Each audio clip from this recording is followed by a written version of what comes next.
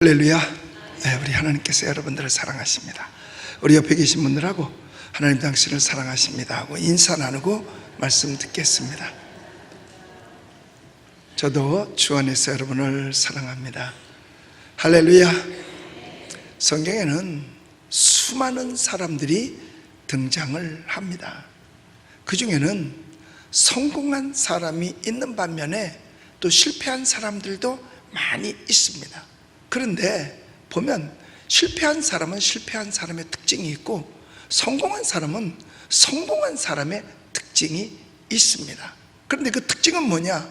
즉 실패한 사람들을 보면 믿음이 없는 사람들이었고 성공한 사람들은 대체로 다 믿음이 있는 그런 사람들이었습니다. 그러므로 우리는 당연히 믿음을 가지고 성공한 사람들을 본받아야 될 것이에요. 그래서 그 중에서 오늘 특별히 한 사람을 들추어내면서 그 사람의 믿음을 본받기를 원하는 것입니다. 그리고 말씀을 들으면서 여러분들도 마음속에 다짐할 때에 그래, 나는 믿음의 사람을 본받으리라. 그래, 내 평생 나도 믿음의 사람으로 살리라. 다짐할 수 있게 되시기를 주님의 이름으로 축복합니다. 바로 에녹이라고 하는 사람을 보겠습니다. 5절에 보니까 믿음으로 에녹은 죽음을 보지 않고 옮기웠으니 하나님이 그를 옮김으로 다시 보이지 아니하였느니라. 그는 옮기우기 전에 하나님을 기쁘시게 하는 증거를 받았느니라 라고 말씀하고 있습니다. 바로 이 성경에 나타난 에녹은 비록 사실 창세기 5장 21절로 24절까지 즉 아주 짧은 기록밖에는 없어요. 아주 짧아요. 그런데 그분의 생애는 강한 역사성과 그의 독특한 삶의 발자취를 그 짧은 구절 속에서 말씀하고 있는 것입니다. 거기 보면 에녹은 300년 동안을 하나님과 동행을 했다라고 기록하고 있고 하나님을 기쁘시게 해드렸고 죽음을 보지 아니하고 승천했는데, 그러니까 아주 평범하면서도 장엄한 신앙의 삶이었던 것을 우리는 알 수 있습니다. 에녹은 그래서 우리 그리스도인들의 표본이고 그처럼 하나님을 기쁘시게 할 수 있다면, 죽지 아니하고 하늘나라로 옮겨올 수 있다면 여러분 이것은 바로 우리의 소망이기도 한 줄로 믿습니다. 그러면 믿음의 사람 에녹은 어떤 믿음을 소유했느냐? 유다서에 보니까 유다서 1장 14, 15절에 보니까 하나님께서 하시는 심판을 그대로 믿고 사람들에게 예언을 했고 그 시대 사람들에게 아주 경건의 삶을 강조하며 하나님의 심판을 예고했습니다. 그러니까 뭐라고 얘기했느냐 하면은 하나님은 경건치 못한 일과 경건치 못한 말을 심판한다라고 말했어요. 그러니까 이거를 오늘날 현대의 말로 쉽게 풀이하면 사람들을 향해서 똑바로 살으라고 교훈을 한 겁니다. 야, 똑바로 살아. 그렇게 살지 말고 똑바로 살아. 이 말을 에녹이 사람들에게 했다는 거예요. 이런 것을 볼 때 똑바로 살지 못한 사람이 남에게 똑바로 살으라고 말 못하잖아요. 그러니까 에녹의 삶 자체가 얼마나 경건한 삶을 살았는가, 그의 말이 얼마나 경건했는가, 그가 얼마나 바로 살았는가를 우리는 알 수가 있는 것입니다. 에녹의 삶 자체가 하나님의 말씀에 근거한 삶이라고 할 수가 있습니다. 창세기에 보면 무드셀라를 낳은 후 하나님과 동행했다라고 되어져 있습니다. 무드셀라를 그럼 몇 살에 낳느냐? 65세 되었을 때에 무드셀라를 낳았다 그랬어요. 그러니까 무드셀라를 낳을 때부터 명백한 믿음의 그 생활의 계기를 갖게 해준 것입니다. 그전에는 어땠는지 모르겠어요. 65살까지 살 동안에는 우리도 이런 어떤 계기가 주어졌을 때 믿음을 더 갖게 되는 것이죠. 아마 무드셀라를 낳을 때 여러 가지 어렵고 힘들었던 일이 있지 않았겠는가. 그래서 하나님을 믿었더니 하나님께서 그를 이 땅에 보내준 거 아니겠는가. 그래서 그 계기를 맞이해서 더 하나님을 열심히 믿게 된 거죠. 그러니까 무드셀라는, 그 아들 무드셀라는 성경에서 가장 오래 산 사람으로 기록되어 있어요. 그의 나이가 969세까지 살았으니까요. 그런데 무드셀라라는 그 이름의 의미는 뭐냐? 창을 던지는 자다라는 뜻입니다. 창을 던질 때 이렇게 던지겠어요? 정확하게 명중할 수 있도록 했겠지요. 그러니까 그와 함께하면 승리한다는 얘기예요.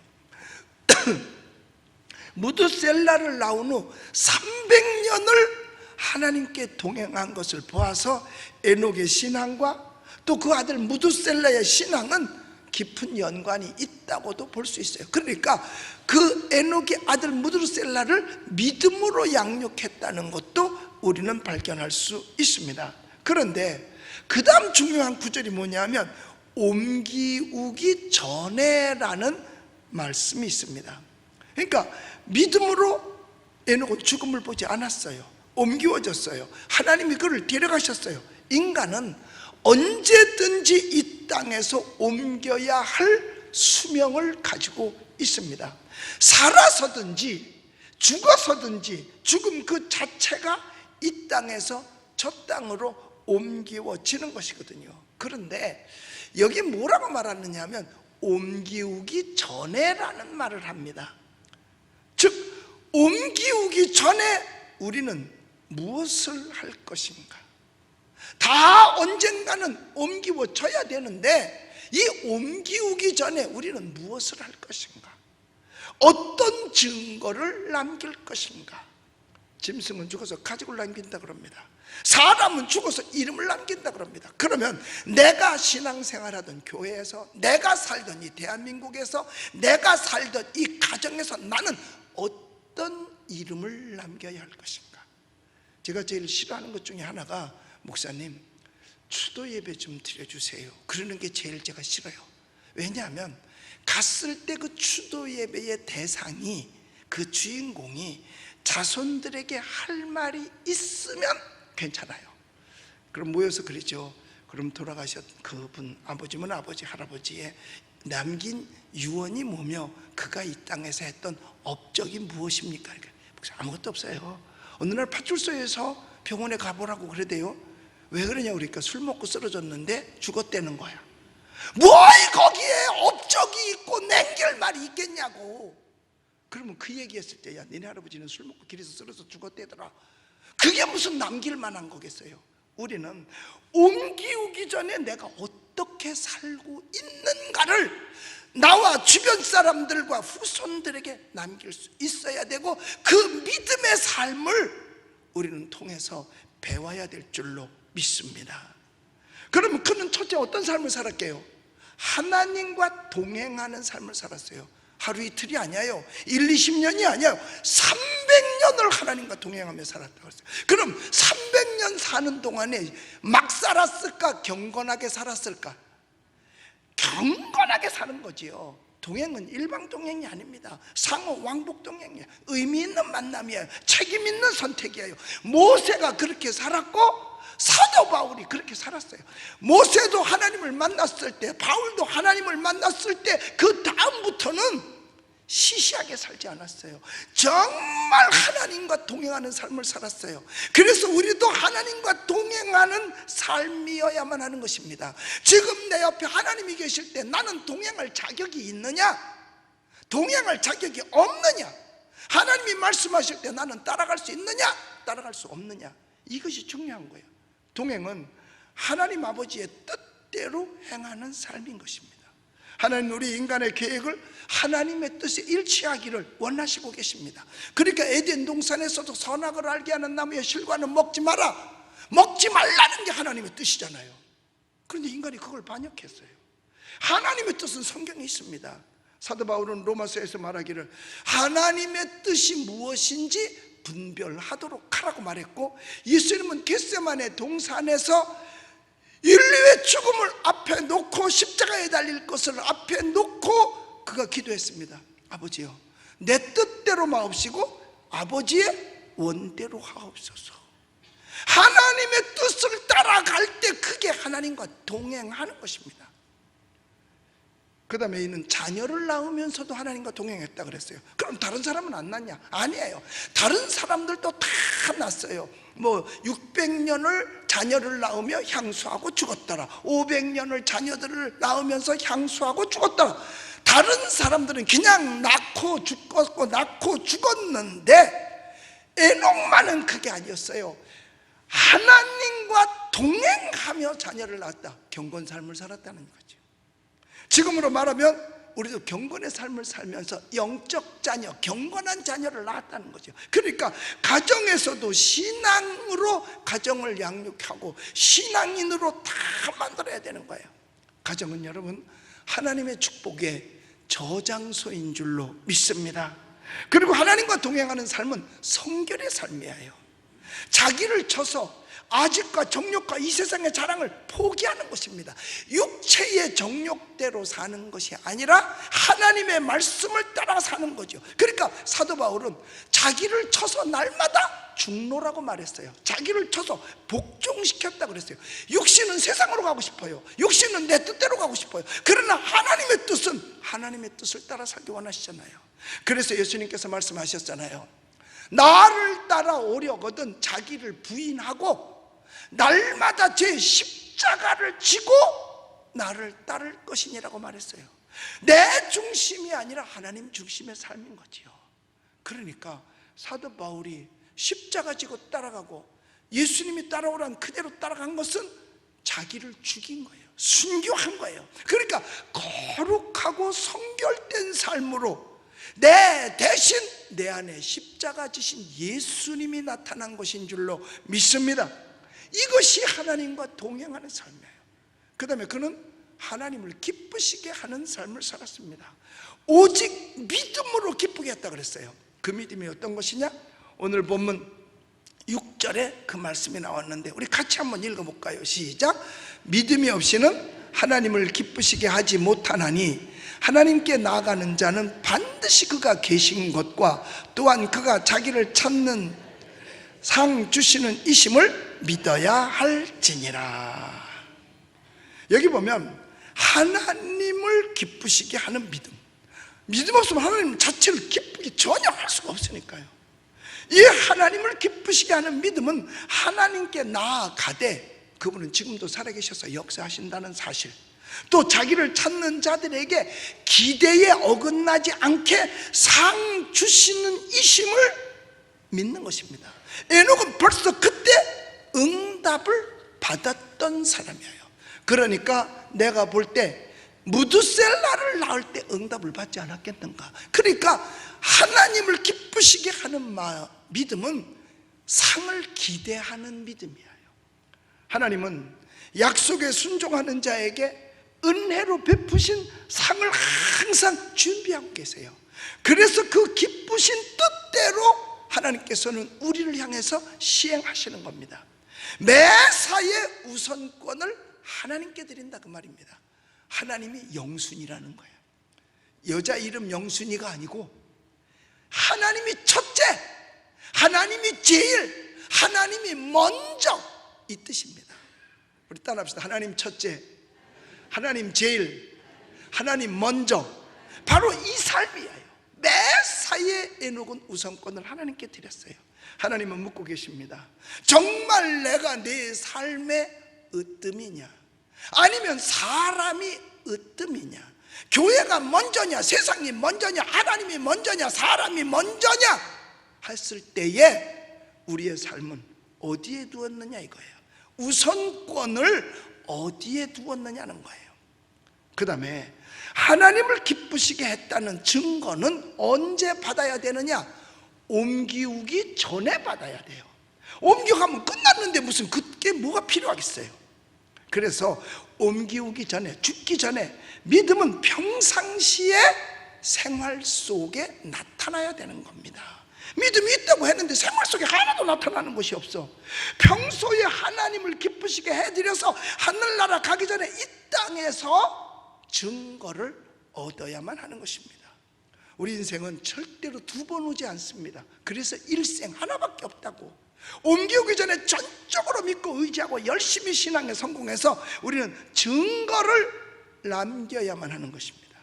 그때 영광된 삶이 우리에게 예비되는 거죠. 사실대로 에녹은 영광된 삶을 받았잖아요. 왜? 죽지 않고 승천하는 영광이 있었으니까요. 자, 그러면 왜 에녹에게 그런 영광들이 있었을까요? 그것은 믿음이 바라는 것의 실상이었기 때문인 것입니다. 그러니까 믿음은 바라는 것이 있고 그 바라는 것이 이루어진다는 거죠.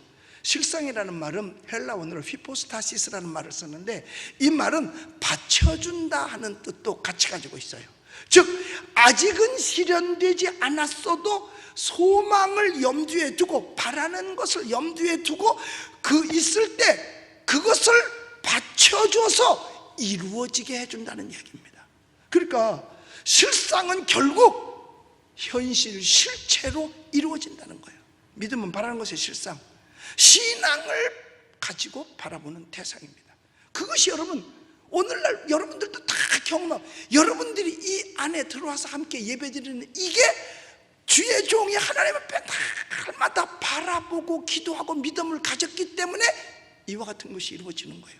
대한민국 교회가 다 이렇게 되는 거 아니잖아요. 개척교회 못 벗어나는데 30년, 40년을 해도 새빵 못 면하는데 얼마나 많은지 모릅니다. 그런데 이걸 끝까지 바라봤을 때 하나님께서 이루어지게 해준 거예요. 예를 들어서 여리고성을 돈 이스라엘 백성들, 그들이 바라본 직접적 대상은 뭘까요? 여리고성이 무너지는 거죠. 그냥 괜히로 쓸데없이 그냥 돌았을까요? 아니에요. 우리가 돌면 하나님이 무너진다고 했으니까 돌자. 그 성이 무너질 것을 기대하고 바라보고 믿음으로 계속 돌았어요. 마지막에 외쳤더니 칼 하나, 총 하나, 뭐 화살 하나 쓰지 아니하고 그 성을 완전히 멸하였잖아요. 성이 무너졌잖아요. 우리가 바라보는 직접 대상이 뭡니까? 질병에서 노연함을 걷는 겁니까? 여러 가지 각양각색의 직장과 사업과 또한 개인의 문제입니까? 그 어떤 것이라 할지라도 이스라엘 백성들이 바라보고 여리고성을 믿음으로 돌았던 것처럼 나아가면 여러분 여리고성이 무너지듯이 우리의 바라본 것이 현실로 나타나게 될 줄로 믿습니다.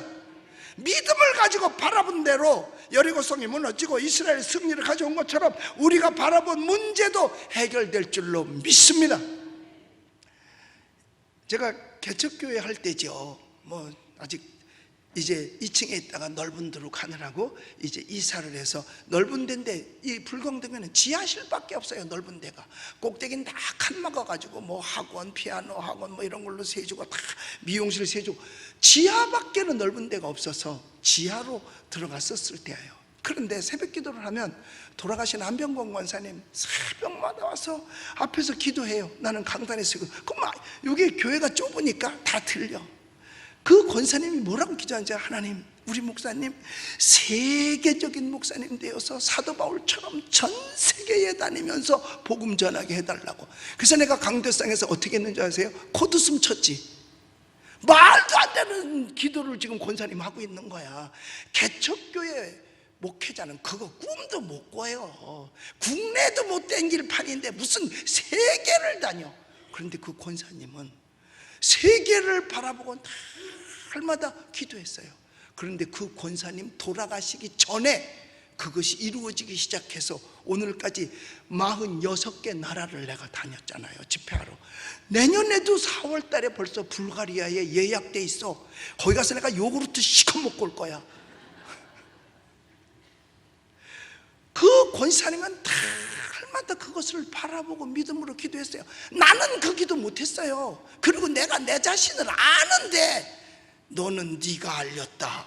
아는데 내가 무슨, 그럼 내가 뭐 언어의 능력이 있어요? 그렇다고 뭐 위대한 사람도 아닌데 그분의 기도는 하나님께서 들어주셨고 그분은 날마다 그걸 바라보고 기도를 하셨어요. 여러분 그것처럼 것처럼 우리가 바라본 문제도 해결될 줄로 믿습니다. 또한 믿음은 보지 못하는 것의 증거가 되는 거예요. 하나님과 그분의 능력, 하늘에 있는 것은 다 우리가 눈으로 볼 수는 없어요.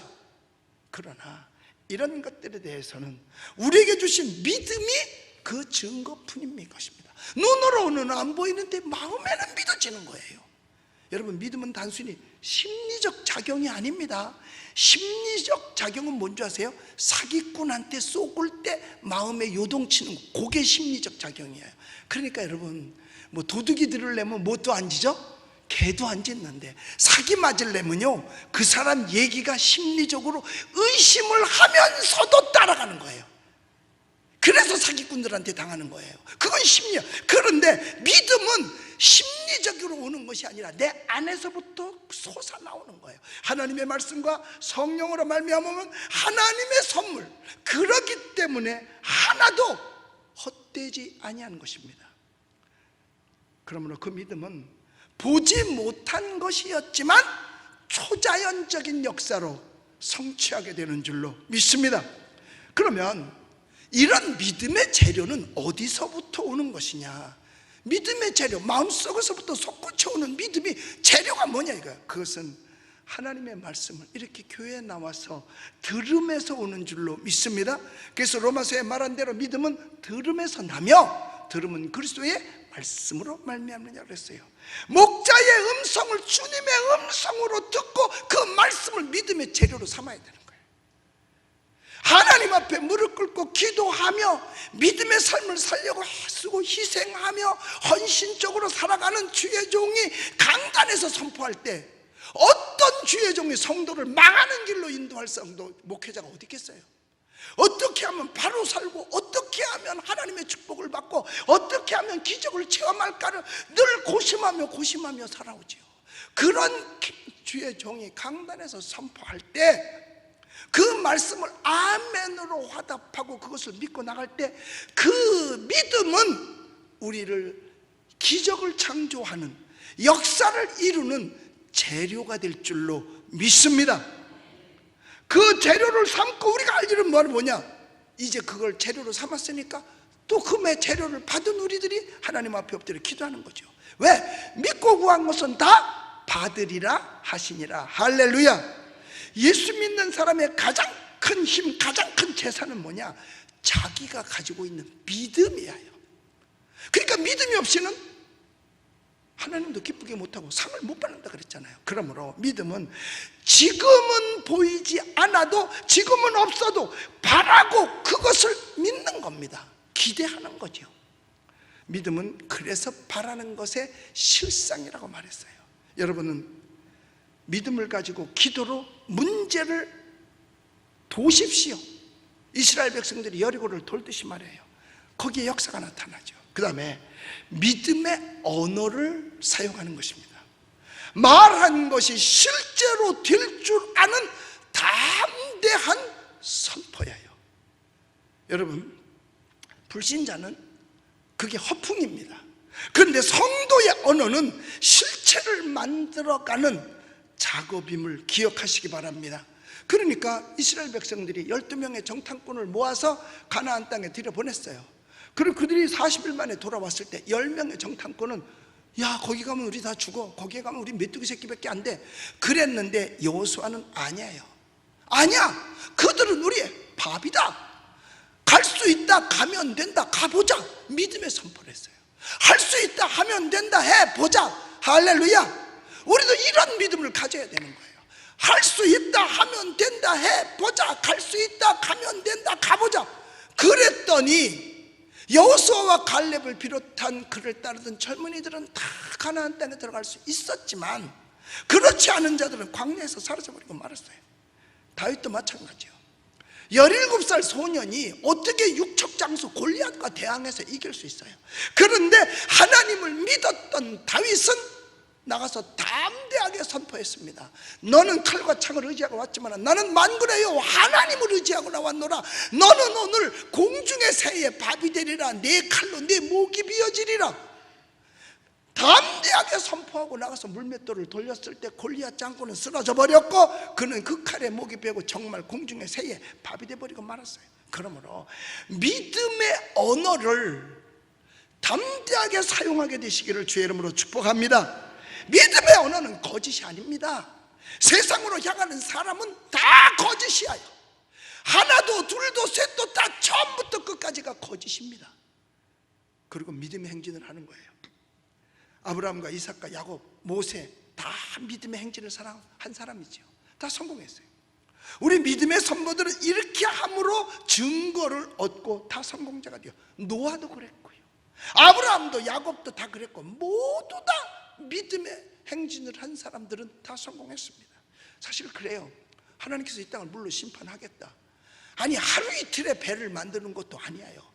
7, 80년에 걸쳐서 배를 만들어야 되는데 그게 행진이 계속 될 수 있겠어요? 모두가 다 하다 하늘 쳐다보고 비 안 와, 중간에 포기했겠죠. 믿음의 행진은 포기하는 것이 아닙니다.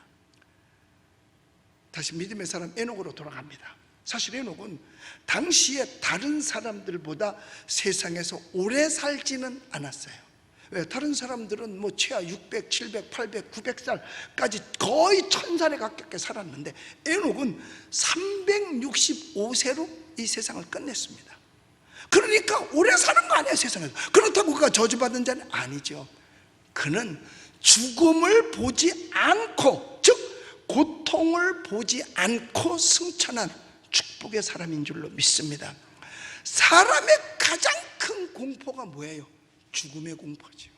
예수 믿는 사람은 그래도 소망이 있으니까 죽음을 앞에 두고도 찬송가를 부를 수 있어요. 그런데 불신자는요, 얼굴 보면 알아. 그 공포 때문에 온몸이 틀어지고 얼굴이 일그러져 있습니다. 왜? 그 공포를 견디지 못해서 말이에요. 성경에 보면 승천한 사람 셋 나와요. 우선 예수님, 엘리야, 그리고 에녹입니다. 그는, 이 에녹은 믿음으로 하나님을 기쁘게 했기에 최고의 축복을 받았어요. 왜? 죽음을 보지 아니하고 하늘나라로 옮겨와졌으니까. 우리 사랑하는 성도 여러분, 우리 예수님 믿으시면 한번 힘차게 아멘 하십시다. 그러면 여러분과 저도 믿음의 사람으로 삽시다. 우리 시시하게 살지 말고 에녹처럼 믿음의 사람으로 삽시다. 좌로나 우로나 치우치지 말고 이렇게 해서 넘어지고 저렇게 해서 넘어지지 말고 믿음의 사람으로 살아요. 경건의 사람, 믿음의 사람, 에녹처럼 사십시다. 믿음이 없이는 하나님을 기쁘시게 못한다 그랬어요. 신앙인의 최후의 보루는 하나님을 기쁘시게 하는 삶이에요. 여러분들은 오늘도 예배를 통해서 하나님을 기쁘시게 하는 줄로 믿습니다. 믿음 없이는 하나님을 기쁘시게 못하니까. 그러나 믿음을 가지고 하나님께 나오면 하나님은 상까지 주신다 그랬어요. 이걸 약속하셨습니다. 그래서 행함 없는 믿음은 죽은 믿음이에요. 하나님께 나오는 것이 가장 중요한 것이거든요. 우리 믿음으로 살아갑시다. 믿음의 사람들을 따라갑시다. 믿음의 사람은 승리합니다. 믿음의 사람은 성공합니다. 믿음의 사람은 행동합니다. 믿음의 사람은 기적을 체험합니다.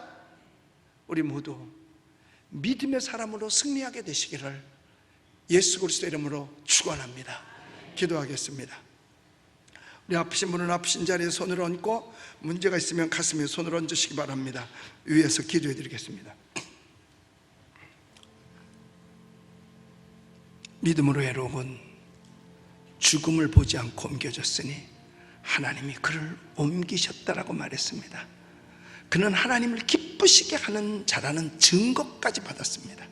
믿음 없이는 하나님을 기쁘시게 못하나니 하나님께 나가는 자는 반드시 그가 계신 것과 상 주시는 이심을 믿어야 할지니라 했습니다. 우리 믿음으로 살기 원하는 우리 귀한 성도들, 믿음의 행진을 하는 귀한 성도들, 또 하나님을 기쁘시게 하며 믿음으로 상을 받기 원하는 우리 성도들, 하나님이 역사하여 주셔서 믿음의 상을 허락하여 주시옵고, 이 세상을 에녹같이 믿음으로 승리할 수 있는 우리들이 되게 하여 주시옵소서. 또한 믿음으로 말미암아 바라는 것의 실상이라고 했으니 우리들이 바라고 꿈꾸는 것들이 다 현실 속에 나타나게 하여 주시옵소서. 오늘도 주 앞에 믿음으로 나와서 믿음으로 손을 얹었나이다. 믿는 자들에겐 표적이 따르니 저희가 내 이름으로 귀신을 쫓아내며 아픈 사람에게 손을 얹은 적 나리라 했으니 주여 이 시간 그 역사가 재현되게 하여 주시옵소서. 내가 나사렛 예수 이름으로 명하노라. 육신의 질병은 물러갈지어다. 문제도 사라질지어다. 예수 이름으로 명하노니 묶음을 놓고 물러갈지어다. 주여 합력하여 선을 이루어 주시고 모두가 다 승리자가 되게 하여 주시옵소서. 예수 그리스도 이름으로 기도드리옵나이다. 아멘.